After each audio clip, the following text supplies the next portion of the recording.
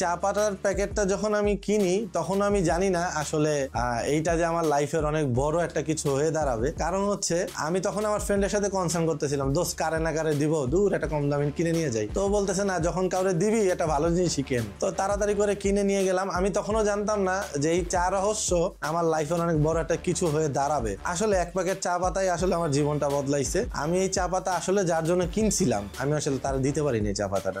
Unknown ভাবে আমার সাথে মার্কেট ঘুরতে ঘুরতে ফ্যাক্টরি ভিজিটে আমার যে বর্তমান ফ্যাক্টরি মালিক ওর সাথে পরিচয় হয়। তো ওর সাথে বিশ্বাস অর্জনও তখন বিষয়টা ছিল না, এটা ফ্রেন্ডশিপের খাতিরে আমি যখন মাথায় আসলো যে আর ওরে পাই নাই, ও তো চাইনিজ, ও হয়তো বা চা পাতা পছন্দ করতে পারে। তো আমি বিশ্বাসের ভয় ওরে দিয়ে দিলাম যে ভাই এই যে এটা তোর জন্য একটা গিফট, আমি বাংলাদেশ থেকে আনছিলাম। একটু চালাকি করছি বিষয়টা। ও চা পাতাটা পাইলো, পাওয়ার পর এটা কেমনে খুলে দিলাম। খুলে দেওয়ার পর বিশ্বাস করবেন না, ওর ফ্যাক্টরির আশেপাশে যারা ছিল ওয়ার্কার্স সে সবাইরে ডাকলো যে এদিকে আমি একটা বাইরের চা পাতা পাইছি, এদিকে সবাই আসলো। এবং প্রায় 7-8 জন আমরা একসাথে বসে ওই যে ডিফারেন্ট আমাদের ফ্লেভার, তুলসী, অরেঞ্জ, লেমন, ডিফারেন্ট ফ্লেভারের চা খাওয়া শুরু করলাম। এবং চাইনিজরা চা চমৎকার পছন্দ করে, সেই দিন আমি ফার্স্ট জানলাম। ওখান থেকে আমার বর্তমান যে ফ্যাক্টরি ওনার, ওর সাথে এত ভালো সম্পর্ক, এক প্রকার বন্ধুর মতো আমরা।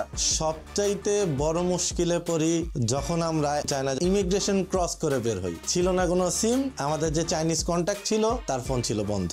এখন কোথায় যাব? এখন তো জানি না যে কই যাব, কি করব। বাংলাদেশেও ফোন দিতে পারতেছি না, ফোনে নেট নাই। তো সেই ক্ষেত্রে এক বাঙালি ভাইয়ের হেল্প নেই, বাঙালি ভাইরে দিয়া ফোন দেওয়াই। একটা ট্যাক্সি ড্রাইভার পাইলাম। ট্যাক্সি ড্রাইভারটা হচ্ছে বেসিক্যালি ওনার ওই চাইনিজের নাম্বারটা দেওয়ার পরে চাইনিজে ফোন দেয় এবং সে তখন ঘুম থেকে ওঠে। কিন্তু আমি তখনও জানতেছিলাম না যে গাড়িতে বসে আমরা যাচ্ছি কই, আমাদের গন্তব্য আসলে কই।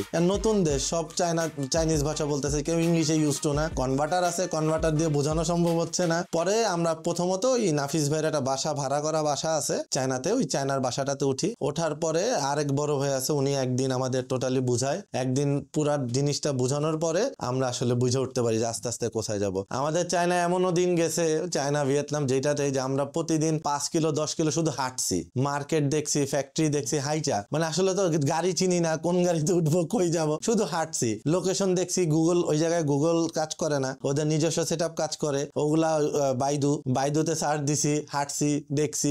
আসলে আমাদের কেউ হাতে ধরে শিখায় নাই। আমরা কিন্তু প্রচুর স্ট্রাগল করছি এই যতদিন ভিয়েতনাম আর চায়নায় ছিলাম। স্ট্রাগলটা অনেক বাজে ছিল। খাবার ঠিক নাই, কোনো বেলা খায়াছিলাম, কোনো বেলা না খায়াছিলাম, মানে খাবার দাবারের কোনো ঠিক নাই। চাইনিজদের বা ভিয়েতনামীদের একটা জিনিস সবচেয়ে বেটার, ওরা কাউকে ট্রাস্ট সহজে করে না, কিন্তু কাউকে যদি ট্রাস্ট করে তাহলে সে আসলে। আর আমাদের যে মালিক, যে ফ্যাক্টরি মালিক, ওকে কিন্তু আমরা খুশি করছিলাম মাত্র 1 বক্স চা পাতা গিফট করে। চাইনিজদের চা খাওয়াটা খুবই বিশেষত্ব।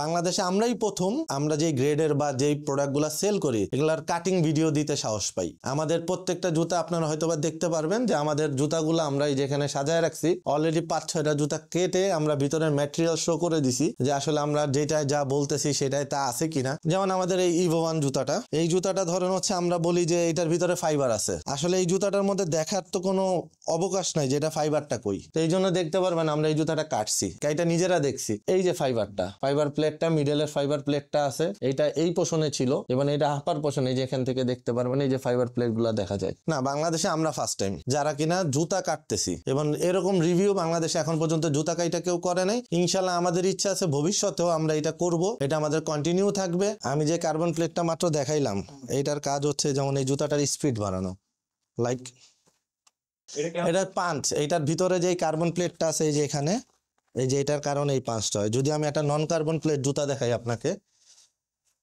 এই জুতাটা যদি দেখাই, এই জুতাটা এরকম হবে না, এই যে এটা যাবে না, এটা এইখানেই শেষ।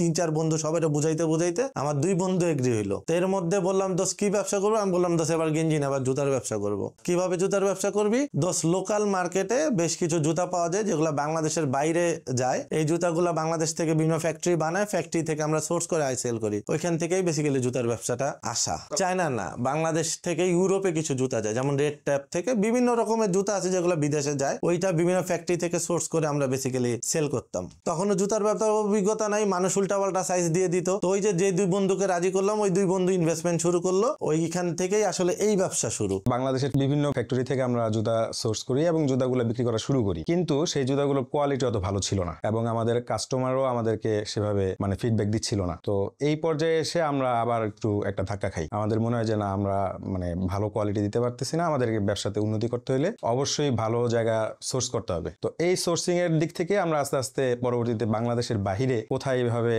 হয় আমরা জানার জন্য খুব অনলাইনে রিসার্চ করি। না, আমরা মোটামুটি বাংলাদেশে যত ফ্যাক্টরি আছে বা এই ধরনের জায়গা আছে আমরা সবগুলোই ঘুরছি। আমরা দেখছি যে এখানে আসলে ওইভাবে হচ্ছে না। তো এই কারণে আমাদের মাথায় আসলো যে আমরা বাইরে একটু দেখি। প্রথম আমরা গেলাম চায়না যাওয়ার পর আমরা বেশ কিছু ভালো ভালো ফ্যাক্টরি দেখলাম। দেখার পরে আমরা আবার সেখান থেকে জানতে পারলাম যে চাইনিজ প্রোডাক্টের চেয়েও ভিয়েতনামি প্রোডাক্ট আরেকটু বেটার হয়। এটা যখন আমরা জানলাম তখন আমরা আবার চিন্তা করলাম যে আচ্ছা ঠিক আছে, আমরা চাইনিজ কিছু প্রোডাক্ট এখন নিয়ে আসি, বিক্রি করি, এরপরে আমরা আবার ভিয়েতনাম যাব। তো চায়না থেকে প্রোডাক্ট আনার পরে আমরা বেশ ভালো একটা সাফল্য পাই এবং চাইনিজ কিছু প্রোডাক্ট আমাদের এখানে আছে। এই প্রোডাক্টগুলো আমরা ভালো সাফল্য পাওয়ার পরে আমরা আরো বেশি মোটিভেটেড হই এবং আমাদের কাছে মনে হয় যে ভিয়েতনামটাও দেখা দরকার। এরপর আমরা ভিয়েতনাম যাই। সেইখানে একটা মানুষের সাথে আমরা একটু বিপদেও পড়ি। যেই প্রোডাক্ট আমরা অর্ডার করছি সেই প্রোডাক্ট আসেনি এবং পাশাপাশি ধরেন আমরা 4টা কালার অর্ডার করছি, আসছে 2টা কালার। তো এই সমস্যার কারণে আমরা তখন আবার এই কোম্পানিতে দৌড়াদৌড়ি করি। এই মিডলম্যানদের সাথে যারা এই যে ইকো নামে একজন ছিল, ওই মূলত আমাদেরকে ঠকাইছিল। তো এরপরে আমরা ওইখানে পুলিশের সাথে যোগাযোগ করি। পরবর্তীতে ওই আমাদের এখন যিনি পার্টনার আছেন, ভিয়েতনামের পার্টনার, যিনি আসলে ফ্যাক্টরির মালিক, ওনার সাথে আমাদের ওই সময় পরিচয়টা হয় হচ্ছে এই পাইকারি বাজারে আমরা যখন মানে একটু ঘোরাঘুরি করতেছি, একটু চিল্লাচিল্লি করতেছি ওই যারা আমাদেরকে ঠকাইছে তাদের সাথে, ওই সময় উনি এসে আমাদেরকে হেল্প করে যে কি হয়েছে। উনি নিজে থেকে আসে এবং উনি কিছুটা হালকা ইংলিশ পারে, ওরা তো এবার ইংলিশ একটু দুর্বল। তো উনি আমাদেরকে ইংলিশটা ভালো একটু সাপোর্ট দেয়। আমরা ভাষাগত একটা প্রবলেমে ছিলাম আসলে। ওদের সাথে কথা বলে আমাদের মাল ছাড়ায় দেয় এবং ভালো কোয়ালিটির মালটা আনায় দেয়। যেই প্রোডাক্টগুলো এখন এই আমাদের দেশের মানুষ ব্যবহার করে সেগুলোর দাম 20,000-25,000 টাকা হয়ে যায়। কিন্তু আমরা চাচ্ছি যে এই জায়গাটাতে যদি আমরা 5,000-6,000 এই রেঞ্জের মধ্যে 5 থেকে 10-এর মধ্যে যদি আমরা আনতে পারি, তাহলে বাংলাদেশে একটা লার্জ অ্যামাউন্ট অফ মানে পপুলেশন আছে যারা আসলে চাচ্ছে হেলদি লাইফস্টাইল মেনটেন করতে কিন্তু পারতেছে না, তারা এই জগতে আসতে পারবে।